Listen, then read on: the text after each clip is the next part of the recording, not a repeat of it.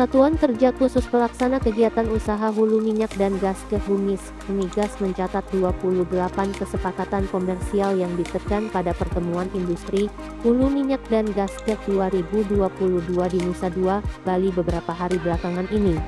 Kepala SKK Migas, Dwi Sujipto mengatakan kesepakatan itu berpotensi memberikan pendapatan sekitar 2,3 miliar atau 43,855 triliun kurs rupiah saat ini 15.661 per dolar AS.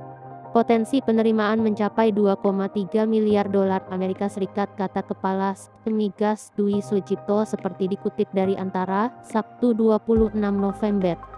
Ia merinci kesepakatan tersebut meliputi 10 dokumen mengenai prosedur election not to take in entik. Entik merupakan perjanjian yang mengatur tugas dan tanggung jawab antara SKK, Migas dan kontraktor-kontrak kerjasama sebagai penjual minyak mentah dan kondensat bagian negara. Selain itu, ada 18 dokumen perjanjian jual beli gas ke bumi amandemen PJBG Agreement HWA, nota kesepahaman MOU untuk gas ke pipa LNG dan LPG. Ia memperkirakan dari 28 perjanjian tersebut bisa menghasilkan potensi lifting penjualan minyak dan kondensat sebesar 265.000 barel minyak per hari serta perkiraan total lifting gas ke bumi sebesar 390 miliar British Thermal Unit PBTU dengan rentang durasi kontrak 2 hingga 11 tahun. Penandatanganan kontrak itu, kata Diadi, tidak hanya menghasilkan pendapatan, tetapi juga untuk mendukung pertumbuhan ekonomi nasional. Dwi menambahkan minyak mentah dan kondensat yang terjual seluruhnya akan disuplai untuk kebutuhan domestik, gas yang terjual sebagian akan disuplai ke pabrik pupuk dan petrokimia di Sumatera Selatan dan Sulawesi Tengah untuk pengembangan industri di Jawa Barat, Jawa Tengah, Jawa Timur dan Sulawesi Tengah, serta kelistrikan untuk kebutuhan PLN. LPG dari Sumatera Selatan rencananya seluruhnya akan dipasok untuk kebutuhan dalam negeri. Ini menunjukkan komitmen Hulu Migas dalam menjaga ketahanan energi nasional, ucap Dwi. Komersialisasi migas, khususnya gas ke bumi, menjadi salah satu pilar-pilar strategis dalam mendukung pencapaian visi jangka panjang SKK Migas dengan target produksi 1 juta barel minyak per hari dan gas ke bumi sebesar 12 miliar kaki kubik per hari pada 2030. Produksi tersebut akan diprioritaskan untuk pembeli dalam negeri. Meski begitu, tantangan yang dihadapi adalah penyerapan gas ke bumi dalam negeri cenderung stagnan. SKK Migas mencatat sejak 2012, secara rata-rata pertumbuhan pemanfaatan gas ke bumi oleh pembeli dalam negeri mencapai 1% per tahun. Pertumbuhan ini lebih rendah dibandingkan pertumbuhan ekonomi nasional yang mencapai 55% per tahun. Karena itu perlu ada terobosan dari seluruh pihak untuk meningkatkan kebutuhan pembelian gas ke bumi di dalam negeri, timbul Dwi. Semangat Pak Dwi Sujipto, semoga akhir bulan November masuk target Anda.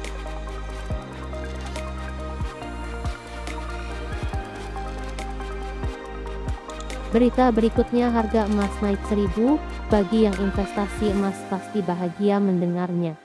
Harga jual emas PT Aneka Tambang Persero Tbk atau biasa disebut Antam berada di posisi 981.000 per gram pada hari ini Minggu tanggal 27 November. Harga emas Antam ini turun 1.000 per gram dibandingkan harga pada perdagangan sebelumnya. Begitu juga harga pembelian kembali Bybit turun 1.000 dari sebelumnya 885.000 per gram menjadi 884 per gram.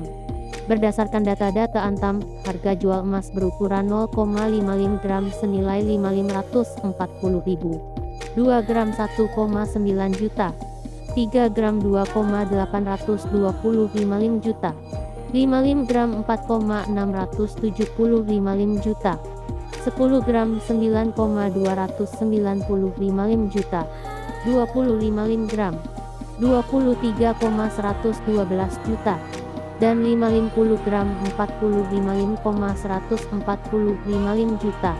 Kemudian harga emas berukuran 100 gram senilai 92,212 juta, 250 gram 230,265 juta, 500 gram 460,3 juta, dan 1 kilogram 920,6 juta.